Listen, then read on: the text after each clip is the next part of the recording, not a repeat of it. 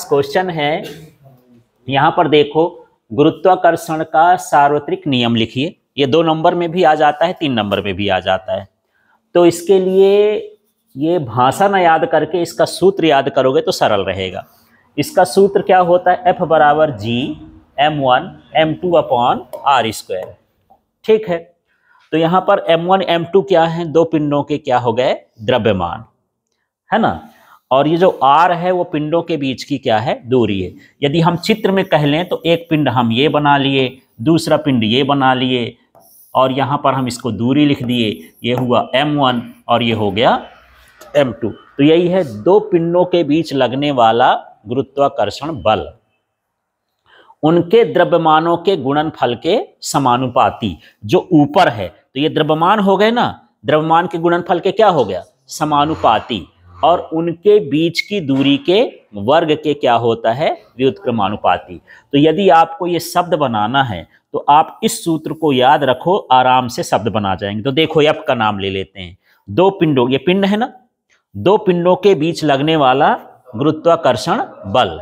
फिर यहां से आ जाते हैं उन पिंडों के द्रव्यमानों के गुणनफल, यहां कोई चिन्ह नहीं तो क्या हो गया? गुणनफल के समानुपाती, तथा उनके बीच की दूरी के वर्ग के व्युत्क्रमानुपाती होता है ना। ये लिखने के बाद जो हम शब्द लिखेंगे तो इसी से हम ये, जैसे मैं बोला ना कि इस सूत्र को भर याद कर लो, तो इसमें से ये वाला चीज हटा दो, यहां पर क्या लगा दोगे? समानुपाती का चिन्ह, तो ये बन जाएगा। अब इसके बाद यहां पर क्या करेंगे? समानुपाती का चिन्ह हटाएंगे तो जी आ जाएगा, जहां जी को क्या लिख देंगे कि ये क्या है? गुरुत्वीय नियतांक। तो कुल मिला के जब आपसे सार्वत्रिक गुरुत्वाकर्षण का नियम पूछे, आपके दिमाग में सिर्फ ये होना चाहिए और इससे सारा कुछ बना सकते हो। ठीक है, क्लियर हो गया। अब हम अगले प्रश्न में चलते हैं। तो अब यहां पर देख लेते हैं 7वां प्रश्न है एक तरह का, कैपिटल जी एवं स्मॉल जी में संबंध स्थापित करना है। तो कैपिटल जी स्मॉल जी में अंतर भी आता है और संबंध भी आता है, तो क्वेश्चन में कंफ्यूज नहीं होना है। कभी कभी इसको शब्दों में भी लिख सकता है कि ये गुरुत्वीय त्वरण और गुरुत्वाकर्षण नियतांक में संबंध स्थापित करो, तब भी यहाँ ऐसे करना है। तो देखो यहाँ पर हमको क्या करना है, एक इस तरह से चित्र बनाना है। चित्र में हमको दर्शाना है कि ये एक पृथ्वी है, पृथ्वी का द्रव्यमान कितना है? m, उसकी त्रिज्या r, और इस पर जो पिंड रखा हुआ है जैसे हम लोग हैं तो उसका द्रव्यमान कितना है? स्मॉल m है। और जो यहाँ पर है वही चीज हम यहाँ पर लिख दिए। तो यहाँ पर हमको जो गुरुत्वाकर्षण बल लगेगा इन दोनों के बीच, ठीक है। तो अभी जो गुरुत्वाकर्षण का सूत्र हम पढ़े थे, ये सूत्र था F बराबर क्या? G m1 m2 upon R square. ये कॉमन सूत्र है, जैसी कंडीशन होगी उसके हिसाब से हम इसको बना लेंगे। तो देखो यहाँ पर गुरुत्वाकर्षण के लिए देखो, यहाँ पर मैं क्या लिख दिया हूँ, देख लो F, ये G है तो G ही रहेगा, इसमें भी कोई फर्क नहीं हो रहा। वहां क्या लिखा है? m1, तो यहाँ पर m1 का रोल कौन कर रहा है? देख लो, ये कैपिटल M, तो कैपिटल M कर दिए हैं। फिर यहाँ पर क्या लिखा है? m2, तो m2 का रोल कौन कर रहा है? स्मॉल m, तो ये लिख दिए हैं। फिर यहाँ पर मैं क्या लिखा हूँ? कौन सा? कैपिटल की स्मॉल। तो हमारे पास यहाँ जो इसकी त्रिज्या है, इनके बीच की दूरी कैपिटल R है, तो कैपिटल R का स्क्वायर लिख दिए, बस इतना तो है। तो सूत्र वही है, हम अपने चित्र के हिसाब से इसको क्या कर लेंगे? मॉडिफाई कर लेंगे। आगे हम देख लेते हैं, ये हो गया गुरुत्वाकर्षण बल। अब यहाँ पर जो है गति के द्वितीय नियम से पृथ्वी द्वारा वस्तु पर लगने वाला बल, है ना, या सीधे लिख सकते हो कि यहाँ पर वस्तु का ये क्या है? भार। वो भार का सूत्र क्या होता है? mg। दोनों बल तो पृथ्वी ही लगाती है, भार भी पृथ्वी के कारण हो रहा है और गुरुत्वाकर्षण भी बल भी किसके कारण है? पृथ्वी के कारण ही है। तो दोनों का बल का मान कैसा होगा? समान होगा। तो हम समीकरण 1 और 2 से, तो यहाँ पर देखो 2 में हमारे पास क्या है? mg, तो यहाँ mg लिख दिए, और उसमें क्या था? gmm अपॉन क्या हो गया? R square. दोनों को एक दूसरे के बराबर कर देंगे। हो सकता है आप इसको इधर लिख दो, उसको उधर लिख दो, तो कोई फर्क नहीं पड़ेगा, लेकिन मुझे स्मॉल जी लेना है, इसलिए स्मॉल जी को मैं इधर ही कर लेता हूं पहले। अब इस m और m को क्या करेंगे? काट देंगे। तो स्मॉल जी बराबर क्या हो गया? gm upon R square. ये भी बताता है, कभी ये क्वेश्चन ऐसे भी पूछ सकता है कि सिद्ध करिए कि गुरुत्वीय त्वरण का मान पिंड के द्रव्यमान पर निर्भर नहीं करता है। तब भी आपको समझ लेना है कि स्मॉल जी और कैपिटल जी में संबंध निकालना है। क्या इस सूत्र में स्मॉल m आया था? नहीं आया, मानिए पिंड के द्रव्यमान पर निर्भर नहीं करता है। तो अब इसका क्वेश्चन समझो, स्मॉल जी कैपिटल जी में संबंध स्थापित करो, या लिख सकता है गुरुत्वीय त्वरण और गुरुत्वाकर्षण नियतांक में संबंध स्थापित करो, या लिख सकता है कि सिद्ध करो कि गुरुत्वीय त्वरण का जो मान है वो पिंड के द्रव्यमान पर निर्भर नहीं करता है। तो यहाँ फिर इतना निकालने के बाद लिख देंगे, अतः गुरुत्वीय त्वरण का मान पिंड के द्रव्यमान पर निर्भर नहीं करता, वो ग्रह के द्रव्यमान और ग्रह की त्रिज्या पर निर्भर करता है, पिंड के द्रव्यमान पर नहीं। ठीक है, अब ये देख लो, अगला क्वेश्चन यही है कि यहाँ पर गुरुत्वीय त्वरण स्मॉल जी और गुरुत्वाकर्षण नियतांक कैपिटल जी में हमको क्या बताना है, अंतर। ठीक, तो यह स्वतंत्रता पूर्वक गिरती हुई वस्तु में उत्पन्न क्या है, त्वरण है। कोई वस्तु यदि पृथ्वी के अधीन गिर रही है तो उसमें जो त्वरण उत्पन्न होता है हम उसको क्या बोलते हैं, गुरुत्वीय त्वरण। तो अपने अपने परिभाषा अपनी आप दे सकते हो कि स्वतंत्रता पूर्वक गिरती हुई वस्तु में उत्पन्न त्वरण ही क्या कहलाता है, गुरुत्वीय त्वरण। और यहाँ पर देखते हैं गुरुत्वीय नियतांक की परिभाषा। तो इसके लिए हमको क्या करना पड़ेगा, यदि आप उस सूत्र में चले जाएंगे तो सरल हो जाएगा। जो गुरुत्वाकर्षण का सूत्र होता है, क्या होता है, F बराबर G(m1 m2) अपॉन क्या है, r²। यदि हम इसको भी एक मान ले, इसको भी एक मान ले, इसको भी एक मान ले, यदि दो पिंडों का द्रव्यमान एकांक हो, उनकी दूरी भी क्या हो, एकांक हो, तो उनके बीच लगने वाला गुरुत्वाकर्षण बल ही क्या कहलाता है, गुरुत्वाकर्षण नियतांक। F बराबर G है ना। हाँ, तो बोलो क्या हो जाएगा, दो पिंडों का द्रव्यमान एकांक हो, उनके बीच की दूरी एकांक हो, तो उनके बीच लगने वाला गुरुत्वाकर्षण बल गुरुत्वीय नियतांक कहलाता है। और यदि एकांक नहीं लिखना है तो ऐसे भी लिख सकते हो, दो पिंडों का द्रव्यमान 1 किलोग्राम हो, उनके बीच की दूरी 1 मीटर हो, तो उन पर लगने वाला गुरुत्वाकर्षण बल का मान गुरुत्वाकर्षण का मान गुरुत्वीय नियतांक होता है। ठीक है, इस तरह से हमको यहाँ पर लिखना है। अब ये देखो, इसका मान जो है स्थान स्थान पर क्या होता है, परिवर्तित होता है। जैसे हम देखते हैं सतह से ऊपर जाए तो घटेगा, सतह से नीचे जाएंगे तो घटेगा, ध्रुवों पर जाएंगे तो बढ़ेगा। ठीक है, केंद्र में चले जाएंगे तो शून्य होगा। तो हर जगह पर इसका मान क्या होता है, बदलता रहता है। और इसका नाम ही सार्वत्रिक गुरुत्वाकर्षण नियतांक। कैसी राशि है, सार्वत्रिक नियतांक, माने ब्रह्मांड में एक जैसे, किसी भी कोने में चले जाओ जी का मान नहीं बदलेगा। ठीक है, यहाँ पर देख लेते हैं कैसी राशि होती है, सदिश। इसकी दिशा पृथ्वी के केंद्र की ओर होती है। कहाँ की ओर होती है, पृथ्वी की केंद्र की ओर। ये अदिश है, इसको दिशा उषा से कोई लेना देना नहीं होता है। तो इस तरह से इस दोनों में अंतर है। आगे हम देख लेते हैं, यदि हम इसका विमी सूत्र निकालें तो जो विमी सूत्र होता है तो त्वरण का ही विमी सूत्र होता है, क्या, L(t)-2। और इसका जो विमी सूत्र है M-1 L(3t)-2। अभी मैं जो सूत्र लिखा था गुरुत्वीय त्वरण वाला, गुरुत्वाकर्षण बल वाला, उसी सूत्र से ये हल करके निकाल लोगे। याद मत करना, इसको हल करके निकाल लेना। ठीक है, मैं उस दिन बताया था हल करके कैसे निकालना है। चलो फिर से रिपीट कर देता हूं। तो यदि आपके पास ये सूत्र है F बराबर G(m1 m2) अपॉन क्या है, r²। तो यदि मुझे G का निकालना है तो ये क्या हो जाएगा, F(r²), और यहाँ पर क्या हो जाएगा, M1 m2 बराबर क्या हो गया, G। अब इसका विमी सूत्र निकालना है, मात्रक निकालना है, तो इसी से बन जाएगा। F का मान कितना है, mL(t)-2, और ये हो जाएगा L2 उसका r² का, और यहाँ पर क्या हो जाएगा m, और यहाँ भी हो जाएगा m, m कट जाएगा, एक ठो m जाएगा तो m-1, और L कितने हो जाएंगे, 3, t-2। इस तरह से विमी सूत्र भी निकाल सकते हो। ठीक है, अब इसका पृथ्वी की सतह पर इसका मान कितना होता है, 9.8 मीटर प्रति सेकंड स्क्वायर होता है। और जो इसका मान होता है ये पूरे ब्रह्मांड में एक जैसे होता है, 6.67 × 10⁻⁻11।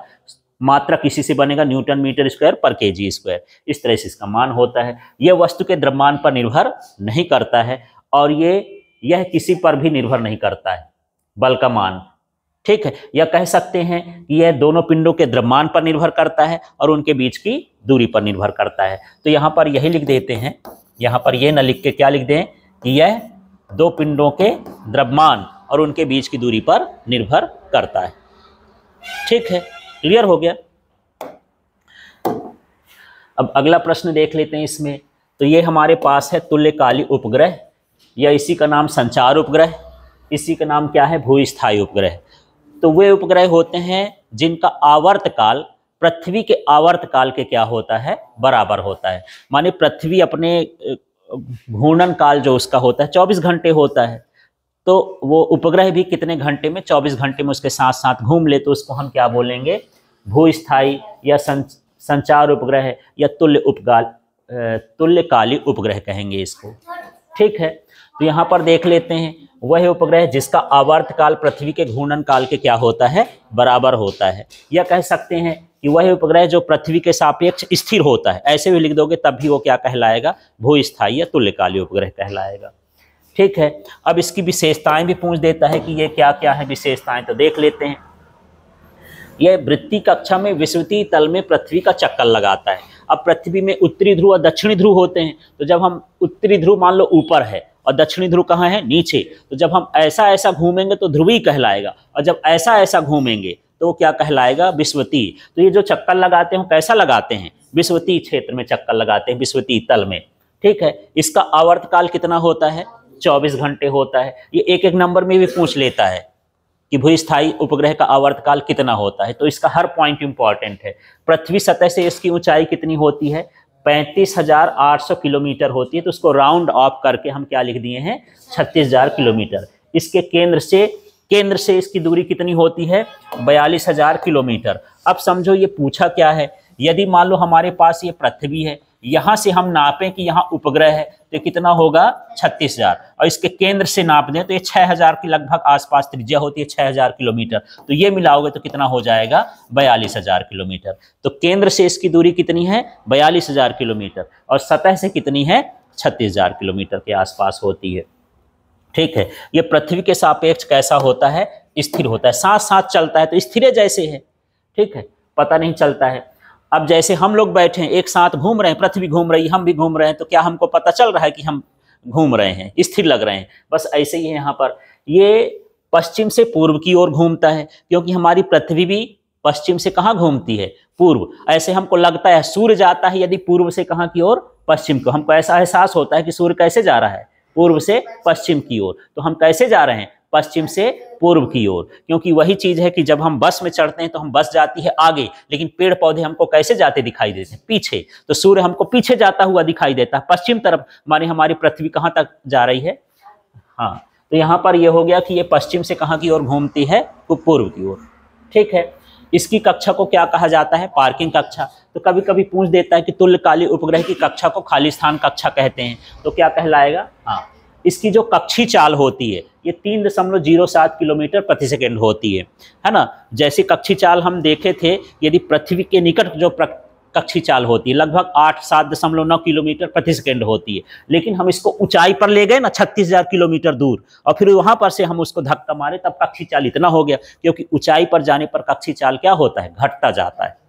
ठीक है, यदि इसी उपग्रह को हम पृथ्वी के निकट फेंकते तो कितना होता, 7.9 किलोमीटर। लेकिन इसको स्थिर रखने के लिए कि पृथ्वी जैसे जैसे जाती है वैसे वैसे ये भी जाए, है ना, तो उसके लिए चाल कितनी होनी चाहिए, 3.07 किलोमीटर प्रति सेकंड होती है। पूरी पृथ्वी को कवर करने के लिए 120 डिग्री पर झुके 3 भूस्थायी उपग्रहों की आवश्यकता होती है। यदि हम सोचते हैं कि पूरे पृथ्वी को हम इकट्ठा कर लें, है ना, तो वो जो उपग्रह लगेंगे कितने लगेंगे, 3। जैसे मान लो हम लोग इंटरनेट यूज करते हैं और इंटरनेट पूरी दुनिया में चलता है, और यहाँ की सूचना दुनिया के किसी कोने में हम पहुंचा सकते हैं। तो इसका मतलब यह है कि इंटरनेट को चलाने के लिए पूरी दुनिया में कितने सैटेलाइट कम से कम लगे होंगे, 3 सैटेलाइट। और 3 सैटेलाइट के माध्यम से हम पूरी पृथ्वी को क्या कर लेते हैं, कवर कर लेते हैं। जो भी सिग्नल भेजेंगे, जो भी सूचना भेजेंगे, हर पृथ्वी के हर कोने में जाएगा। तो पृथ्वी को पूरा कवर करने के लिए कितने चाहिए, 3, और तीनों सैटेलाइट के बीच का कोण कितना होना चाहिए, 120 डिग्री। इस तरह से अब इसका उपयोग क्या होता है यार, कि मौसम के बारे में हमको जानकारी मिल जाती है, संचार होता है। संचार का मतलब हम जो आपस में सूचनाओं का आदान प्रदान करते हैं, फोन से बात कर लेते हैं, इंटरनेट चला लेते हैं, कंप्यूटर, है ना, फोटो भेज लेते हैं, ईमेल कर लेते हैं, ये सारा कुछ क्या कहलाता है, संचार। ये किसके द्वारा चल रहा है, यही उपग्रहों के द्वारा चल रहा है, भूस्थायी उपग्रह के कारण। ठीक है ना। उल्का पिंडों का अध्ययन कर सकते हैं, कॉस्मिक किरणों का अध्ययन कर सकते हैं, पृथ्वी की संरचना जान सकते हैं, कहीं पर बाढ़ आई है तो उसका पता लगा सकते हैं, घनत्व का पता लगा सकते हैं, फसलों का पता लगा सकते हैं, जासूसी कर सकते हैं। हम यहाँ पर गूगल मैप से हम लोकेशन का पता कर सकते हैं। तो इस तरह से यहाँ पर इसका उपयोग होता है।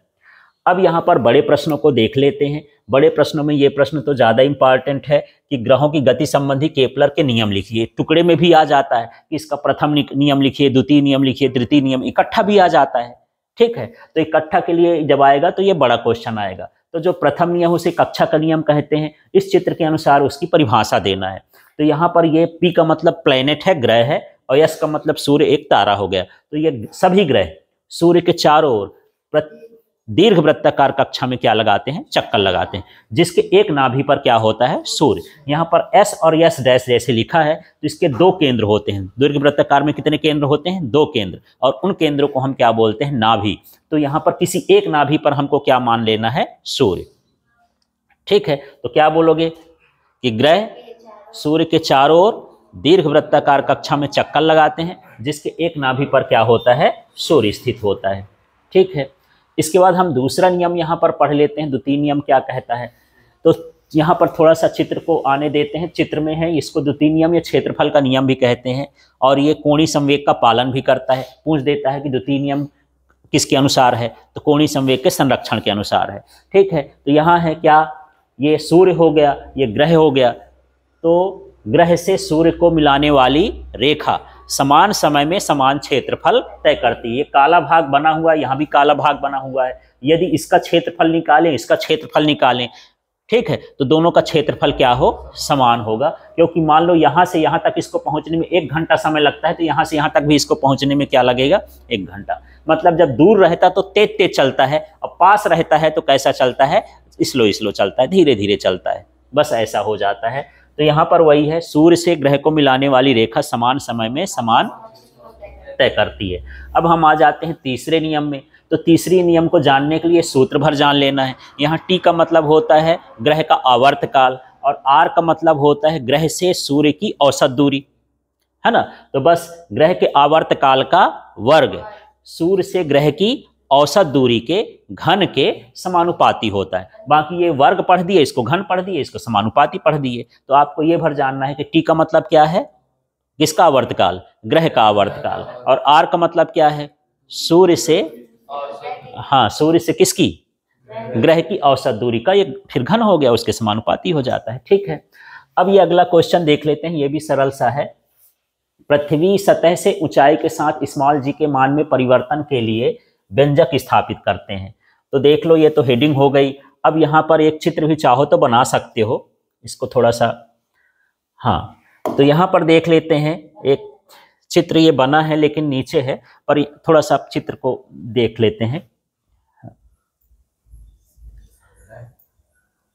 तो इस चित्र में आप इस देख लो कि यहाँ पर हम इस तरह का चित्र देख रहे हैं।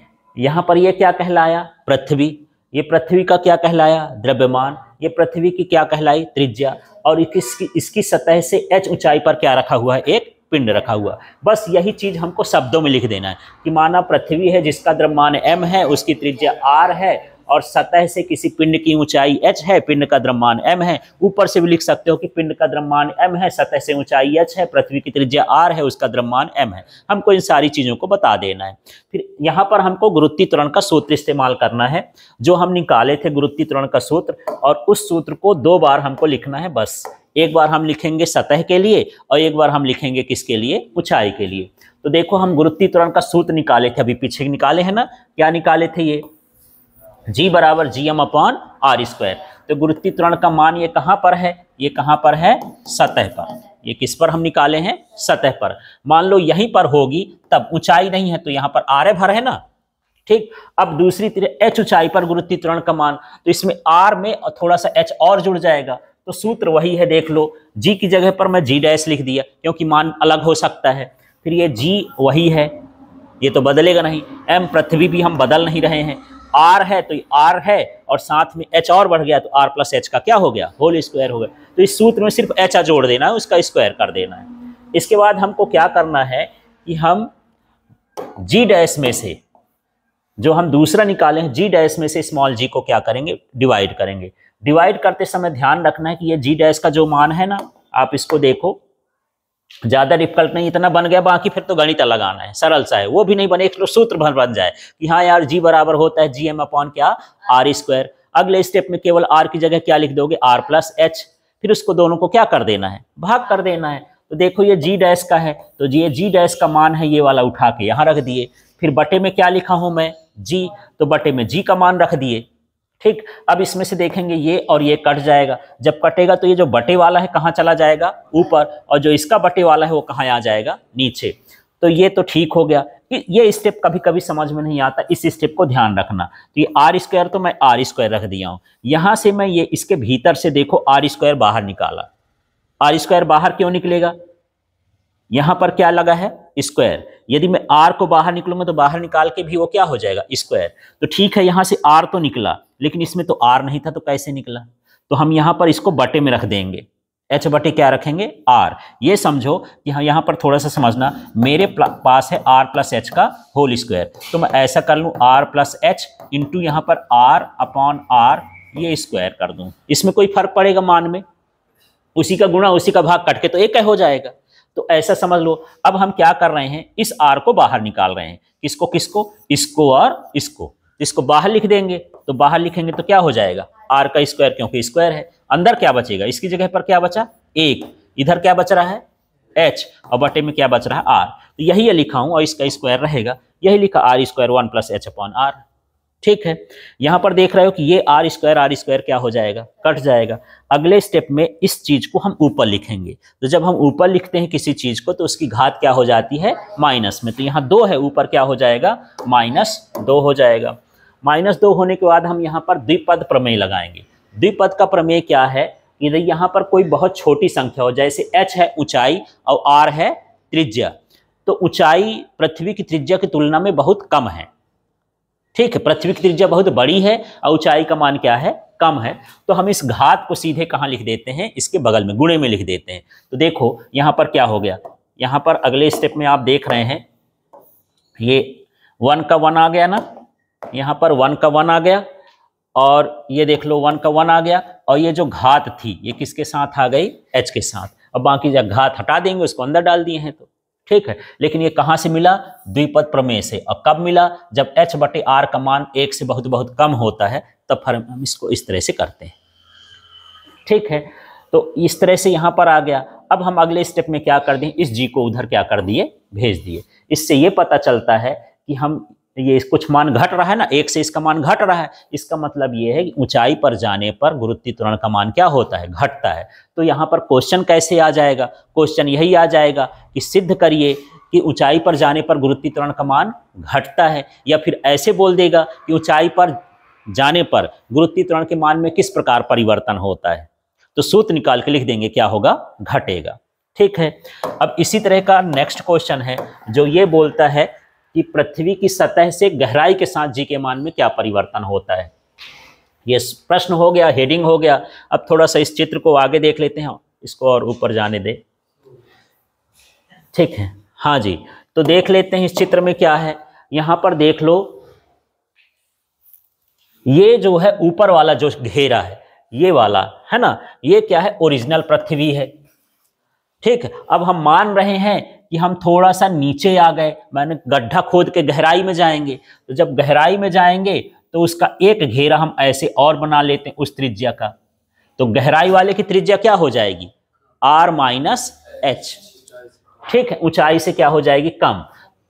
ठीक है, तो यहां पर h भी लिख सकते हो, जनरली मैं सूत्र में d लिख दिया हूं, तो यहां पर ये d मान लेना, और ये भी हो जाएगा r माइनस d। d का मतलब डेप्थ होता है, गहराई।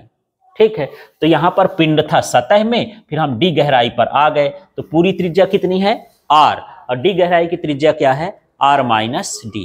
और हमको वही तरीका अपनाना है। तो चित्र के बारे में पहले लिख देना है कि माना पृथ्वी का द्रव्यमान m, पृथ्वी की त्रिज्या r, पिंड का द्रव्यमान क्या हो जाएगा स्मॉल m बोलना हो, और सतह से गहराई कितनी है d। बस इतना तो लिखना है।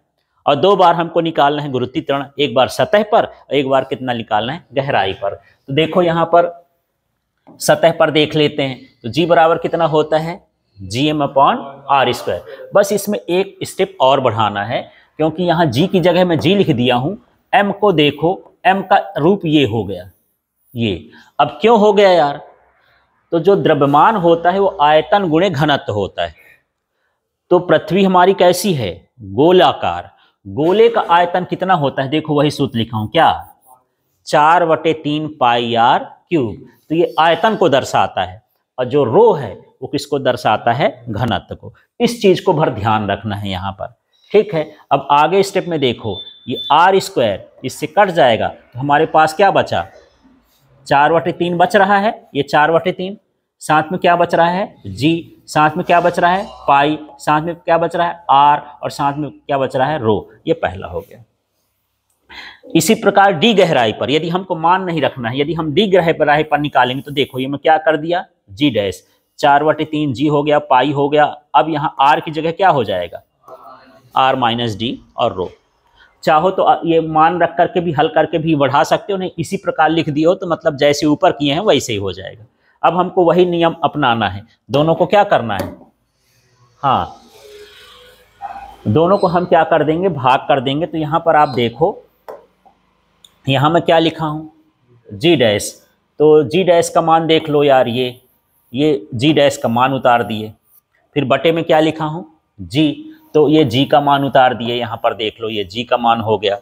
अब मान उतारने के बाद 4/3, 4/3 से कट गया, जी जी से कट गया, पाई पाई से कट गया, रो रो से कट गया, क्या बचा R minus D upon R. यदि इस आर को भी ऐसा लिख दो आर बटे आर और माइनस डी बटे आर, अलग अलग लिख दो बटे का, है ना। जैसे मान लो आपके पास 4 धन 5/3 है तो आप इसको ऐसा भी लिख सकते हो 4/3 धन 5/3। तो इसी तरह से इसको अलग कर दिया, तो आर में आर का भाग करो कितना आ जाएगा 1, और डी बटे कितना हो गया आर। फिर अगले स्टेप में हम क्या करेंगे, उस जी को यहाँ जाने देंगे, गुणा कर देते हैं ये, तो यहाँ भी माइनस में 1 से घट गया। इसका मतलब ये है कि गहराई पर जाएंगे तब भी गुरुत्वीय त्वरण का मान क्या होगा घटेगा, पर उसको हम इस तरह से सिद्ध करेंगे, ठीक है।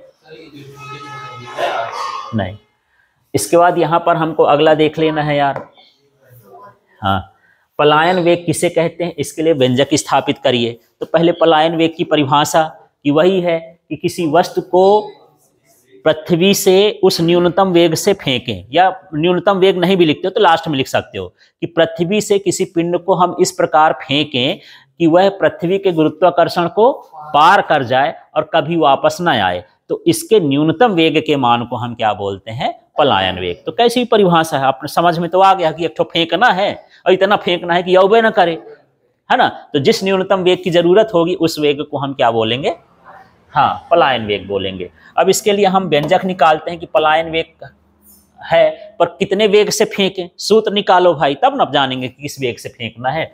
तो यहां भी चाहो तो हम एक चित्र बना सकते हैं।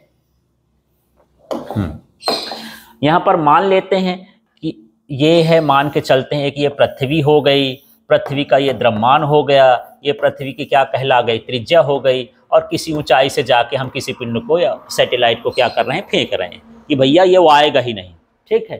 तो ये इसी चीज को हमको शब्दों में लिखना है कि माना पृथ्वी का द्रव्यमान कितना है m है, त्रिज्या r है, सतह से पिंड की ऊंचाई कितनी है h है, ठीक है, और उस पिंड का द्रव्यमान कितना है m, और जिस वेग से फेंका गया है पलायन वेग वो क्या है ve। ई इसलिए लगाते हैं कि अंग्रेजी में इसको बोलते हैं स्केप वेलोसिटी, तो इसकी स्पेलिंग कहाँ से चालू होते ई से, तो ई का मतलब स्केप पलायन और v का मतलब क्या हो गया वेग। इस तरह से इसको बना लेते हैं। तो शुरू में क्या है, ये इसके पास स्थितिज ऊर्जा है, जैसे मैं इसको पकड़ा हूं तो कौन सी ऊर्जा हो गई स्थितिज ऊर्जा। अब जब फेंकूंगा तो क्या हो जाएगी गतिज ऊर्जा, तो जो मैं ऊर्जा दिया हूं वही ना गति में बदल गई, है ना। इसका मतलब ये है कि गतिज ऊर्जा कहां से मिल रही है इसको स्थितिज ऊर्जा। तो लिख सकते हैं प्रारंभिक गतिज ऊर्जा स्थितिज ऊर्जा में क्या है वृद्धि के बराबर है। तो गतिज ऊर्जा का सूत्र क्या होता है, ये 1/2 mv², बस भी रूप बदल लिया है बेचारा, ई लग गया है उसके यहाँ, ये लगा देना है। और जो स्थितिज ऊर्जा में वृद्धि है तो हम r त्रिज्या से अनंत तक फेंक रहे हैं कि भैया लौट के वापस मत आना, इतना फेंक रहे हैं, इसलिए हम लिखे कि ये कहाँ चली गई अनंत में। फेंके कहाँ से थे पृथ्वी की सतह से, माने r त्रिज्या से फेंके थे। तो इस तरह से अनंत पर स्थितिज ऊर्जा का मान कितना होता है 0, और ur का मान ये होता है -gmmr+h, है ना। वैसे r होता है लेकिन ये r और h मिला के क्या हो गया r+h, इस तरह से। तो यहाँ पर देखो इसको मैं तो नीचे ऐसे छाप दिया हूँ, यहाँ भी ऐसे छाप दिया हूँ, ये तो कुछ था नहीं, इधर में थोड़ा सा अंतर आए तो माइनस माइनस प्लस हो गया, ये बच गया, ठीक। अब यहाँ पर समझना मेन यहीं पर है, m से कट गया और तो कुछ कटेगा नहीं। तो अब देखो कुछ डायरेक्ट में लिख दिया हूँ, 2 इधर चला जाएगा, ठीक है, और तो कुछ जाएगा नहीं, तो क्या हो गया ऊपर 2gm और नीचे क्या लिखा है r+h, ठीक है, और इसका स्क्वायर है तो ये स्क्वायर रूट हट जाएगा। तो इस तरह से इसका सूत्र बन गया, ठीक है। अब यही ये तो सामान्य सूत्र है, लेकिन हम सतह की बात करें कि यहीं से हम फेंकें तो क्या होगा पलायन वेग का मान। ठीक है, जैसे जैसे हम ऊंचाई पर जाएंगे पलायन वेग का मान घटेगा। ये बटे में आया है ना एच का मान, ऊंचाई पर जाने पर पलायन वेग का मान क्या होता है, घटता है। अब हमको पता करने कि भाई हम ऊंचाई पर नहीं जाएंगे, जिया नहीं चलता, हम यहीं से फेंकेंगे। ठीक है, तो यहां से फेंकने के लिए क्या होगा, एच का मान क्या हो जाएगा यहाँ, हाँ एच का मान आर की तुलना में क्या होगा, छोटा। ठीक है, तो जो छोटा है उसको कहे ढो यार, छोड़ देते हैं, क्या जरूरत है उसकी, वैल्यू खत्म है उसकी, है ना। तो यहाँ पर क्या है, इसको कर ये h को हटा देंगे तो क्या बनेगा हमारे पास, gm/r। ठीक है, लेकिन अभी आप पढ़े हो g बराबर gm/r², तो gm बराबर क्या होगा, इसका पक्षांतर कर दो यार, इधर पक्षांतर कर दोगे तो gm बराबर क्या हो गया, gr²। हमारे पास ये 2 भी है, यहाँ पर क्या लिखा है, gm का मान कितना है, gr², इस gr² को यहाँ फिट कर दिए। ठीक है, अब बटे में क्या है, r को r से निपटाओ, ये √2gr हो गया। अब हमको g भी पता होता है, पृथ्वी की त्रिज्या भी पता है, यदि उसका मान हल करके रख दें कितना हो जाएगा, 11.2 किलोमीटर प्रति सेकेंड। ये पृथ्वी के निकट पलायन वेग की चाल होती है। ठीक है, पलायन वेग या पलायन चाल भी कह सकते हैं। अब इसमें ज़्यादा कन्फ्यूजन होता है, कक्षी वाले में क्या करना है, उस वाले में क्या करना है। तो उसमें गतिज ऊर्जा से चालू करते हैं, इसमें अपकेंद्र बल से चालू करते हैं, सूत्र की प्रारंभ। ठीक है ना, तो यहाँ पर कक्षी चाल क्या है देख लेते हैं। उपग्रह का वह क्षैतिज वेग जिस पर कोई पिंड पृथ्वी के परितः किसी कक्षा में क्या लगाने लगता है, चक्कर। यदि हम उपग्रह को भेजे यहाँ से और फिर जिस वेग से वो पृथ्वी का चक्कर लगाता है, माने पृथ्वी को छोड़ के भी ना जाए और पृथ्वी के अंदर गिरे भी ना, केवल उसका क्या लगाए, चक्कर लगाए, उसको हम क्या बोलेंगे, कक्षी चाल बोलेंगे। तो ये देख लेते हैं, वही चित्र है, जो चित्र इसमें बनाए हो वही चित्र उसमें भी बना सकते हो पलायन वेग में। बस अंतर ये है, इसमें मैं VO लिखा हूं, उसमें क्या लिखोगे, VE लिख दोगे। भाषा वही रहेगी कि पृथ्वी का द्रव्यमान m है, उसकी त्रिज्या r है, h ऊंचाई पर पिंड है, पिंड का कक्षी वेग क्या है, VO है। बस इतना तो आपको शब्दों में लिखना है, जो चित्र में दिखता है वही शब्द बनाना है। अब यहाँ पर देख लेते हैं, ये चालू यहां से करते हैं। अब केंद्र बल बराबर क्या है, गुरुत्वाकर्षण बल, क्योंकि प्रश्न भी पूछता है कि किसी उपग्रह को अभिकेंद्र बल कहाँ से मिलता है, कहाँ से मिलता है, गुरुत्वाकर्षण बल से। तो अभिकेंद्र बल का सूत्र होता है mv²/r। सूत्र क्या होता है, mv²/r। लेकिन r का मान कितना है, पूरी दूरी कितनी है, r + h। और यहाँ पर गुरुत्वाकर्षण बल का सूत्र देखो, तो गुरुत्वाकर्षण बल का सूत्र आप लोग पढ़े हो, Gm1 m2/r²। तो यहाँ मैं g लिखा हूँ, m1 का मान कैपिटल M हो गया और m2 का मान पिंड का द्रव्यमान हो गया, और दूरी जो हमारी है इस बार r नहीं है, क्या है, r + h, उसका स्क्वायर कर दिए। इसमें देखो कुछ चीज को निपटा दो यार, तो यहाँ पर इससे और ये कट जाएगा, m से m कट जाएगा, ये बचा है, इसका रूट हटाओ तो ये Gm/r। सूत्र वही है, उसमें 2 था, इसमें ये है ना, बस ये है। पर ये भी ध्यान रखना है कि उसके हम जो है गतिज ऊर्जा बराबर क्या लिख रहे थे, स्थितिज ऊर्जा, और यहाँ पर क्या है, केंद्र बराबर क्या है, गुरुत्वाकर्षण बल। बाकी कोई फर्क नहीं ना, चित्र में फर्क है ना, डेरिवेशन में ज्यादा फर्क है। ठीक है, अब यहाँ पर देखो, यदि h का मान बहुत बहुत छोटा r, इसी को हम बोलते हैं पृथ्वी की सतह के निकट, है ना, निकट है, तो h का मान हम छोड़ देंगे तो हमारे पास क्या बचेगा, √Gm/r। फिर वही चीज है, gm का मान, जैसे स्मॉल g का मान क्या होता है, Gm/r²। फिर मैं यहाँ पर इसको r², यहाँ पर लिख देता हूँ gr² बराबर क्या हो गया, gm की जगह पर हम क्या लिख देंगे, यहाँ पर अंडर क्या बचेगा, gr² में क्या हो गया, r। हाँ, r से कटेगा तो हमारे पास v, हाँ v अंडर क्या है, gr। अब यहाँ पर VE का मान क्या आया था, 2gr। पलायन वेग का मान ये था, कक्षी वेग का मान ये था। मान लो पूछ दिया कि इसमें संबंध 2 नंबर में पूछ दिया तो लिख देना, पूरा डेरिवेशन नहीं करना है, लिखो पलायन वेग बराबर v = इतना और ये कक्षी वेग बराबर इतना। फिर इसमें इसको लो लिख सकते हो √2 और फिर लिख सकते हैं √gr। इसको अलग अलग कर देंगे, गुणा करोगे तो यही आ जाएगा। अब √gr का मान कितना है, VO, तो क्या हो जाएगा, √2 गुणे क्या हो गया, VO बराबर क्या हो गया, VO√2। ये संबंध होता है ना। इस तरह से इन दोनों में संबंध भी निकाल सकते हैं। अब अगला देख लेते हैं, यहाँ पर उपग्रह के आवर्तकाल का व्यंजक। वहां पर वैसे ही उसके निकट का मान यदि हम g और r का मान रख दें ना, माने हमको गुरुत्वाकर्षण नियतांक का गुरुत्वीय त्वरण का मान भी पता है और पृथ्वी की त्रिज्या भी पता है। यदि उसका मान रख दें, हल कर दें, तो जो पृथ्वी के निकट होता है उसका चाल, कक्षी चाल, वो कितना होता है 7.9 किलोमीटर प्रति सेकेंड में होता है। ठीक है, और उसी को यदि 7.9 ना मिले, कभी ऑप्शन में है ना, तो वहां पर क्या मान लेना है 8। ठीक, अब यहाँ पर देखो उपग्रह के आवर्तकाल का व्यंजक स्थापित कर लेते हैं। ये ज़्यादा इंपॉर्टेंट नहीं है, फिर भी देख लेते हैं उपग्रह का आवर्तकाल है क्या। तो वही है, उपग्रह को एक चक्कर लगाने में क्या समय, वो क्या कहलाएगा, उपग्रह का आवर्तकाल। ठीक है, तो व्यंजक देख लेते हैं यार। तो इसमें भी चित्र वही बना सकते हो तीनों में, चाहे पलायन वेग हो, चाहे कक्षी वेग हो, और चाहे ये आवर्तकाल हो, चित्र वही बनाना है। ठीक है, एक पृथ्वी बना दो, फिर ऊंचाई में यच लिख दो, पिंड का द्रव्यमान लिख दो, बस हो गया। उसी में शब्द भी बना देना है, हाँ, कि माना पृथ्वी का द्रव्यमान कितना है, m है, त्रिज्या r है, उपग्रह का द्रव्यमान कितना है, m है, कक्षी वेग v हो, उसकी दूरी क्या है, r प्लस h है, आवर्तकाल t है, घुसा है तो उसको भी नाम दे दो बेचारे को, है ना।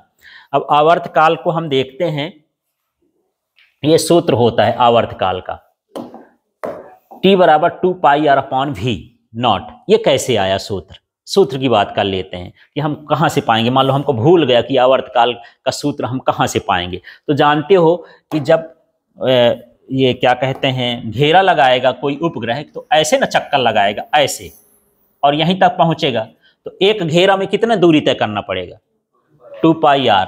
तो दूरी बराबर कितना हो जाएगा, 2 पाई r, और समय एक घेरा के समय को हम क्या लिखते हैं, कैपिटल T, आवर्तकाल। ठीक है, एक घेरा यदि पूरा कर ले तो उसको हम क्या बोलेंगे, आवर्तकाल। तो ये हो गया समय।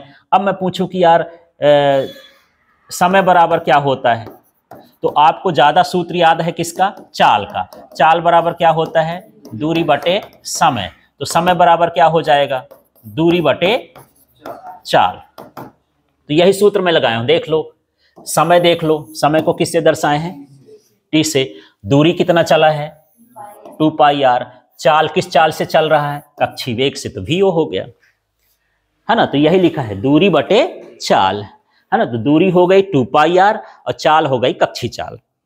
अब जो कक्षी चाल का सूत्र हम निकाले थे पुराना वाला, ये हम रख सकते हैं, या तो स्मॉल r भी लिख सकते हो, या स्मॉल r की जगह क्या लिख सकते हो, r प्लस h, है ना, दोनों में से लिख सकते हो। तो यहाँ पर मैं स्मॉल r ही लिख दिया हूँ, ये भी रख दिया हूँ। अब ये कलाकारी क्या हो गई, कौन सी गणित लगी है, इसको भी समझते हैं यार। ये r इधर अलग है, इसका अलग है, इनको मिला देते हैं यार, काहे इसको रंज में रखें। ठीक है, तो हम इसको में ऐसा कलाकारी कर सकते हैं, देखो 2 पाई, और मुझे r को रूट में लिखना है, तो क्या लिख सकता हूँ, अंडर रूट r का स्क्वायर। यदि मैं रूट हटाऊंगा तो यही आ जाएगा, कोई फर्क तो नहीं पड़ रहा है। नीचे देख लेते हैं, ये अंडर रूट हमारे पास क्या है, gm अपॉन क्या, r।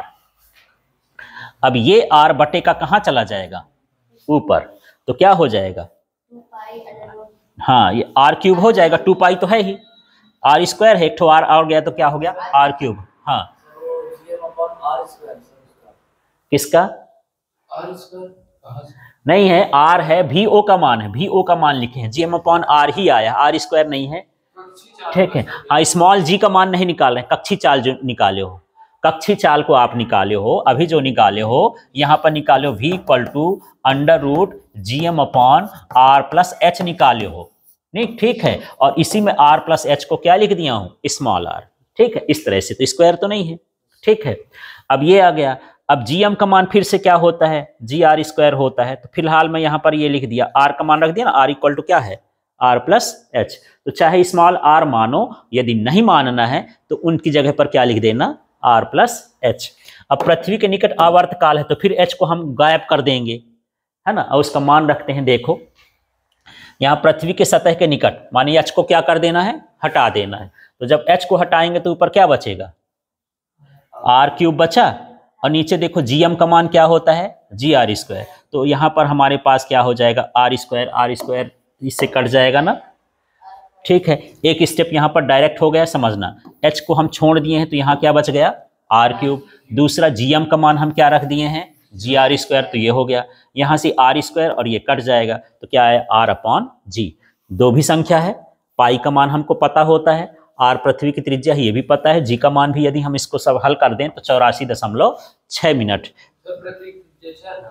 हाँ, लगभग 6000।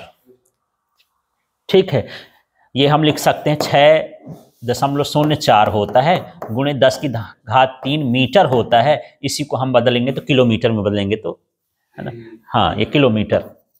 ठीक है, यदि मीटर में लिखेंगे तो 10 की घात 6 लिखते हैं इस तरह से। अब देख लेते हैं यहाँ पर क्या आ गया अगला, बंधन ऊर्जा। ये इंपॉर्टेंट है, इसको देखना है ना। तो उपग्रह की बंधन ऊर्जा के लिए हम सूत्र निकालेंगे, और ये होता क्या है, उपग्रह की बंधन ऊर्जा।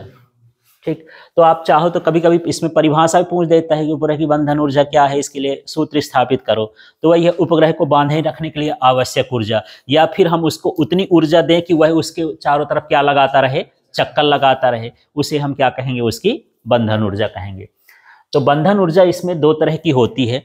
एक बार हम इसका गतिज ऊर्जा निकालेंगे, फिर एक बार हम इसका क्या निकालेंगे, स्थितिज ऊर्जा निकालेंगे, और दोनों को हम क्या कर देंगे, जोड़ देंगे। यदि आप मन बहुत पड़ता है कि चित्र बना दें, तो सभी में यही चित्र बनाना है, चाहे पलायन वेग हो, चाहे कक्षीय वेग हो, चाहे आवर्तकाल हो, और चाहे बंधन ऊर्जा हो।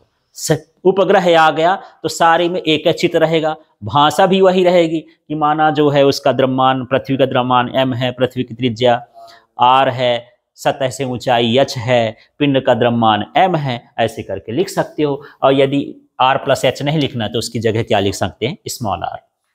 तो देखो अभी केंद्र बल बराबर क्या है, गुरुत्वाकर्षण बल। तो यहां से समझना, अब यहां से हम क्या करेंगे, अब केंद्र बल का सूत्र देखते हैं, mv²/r।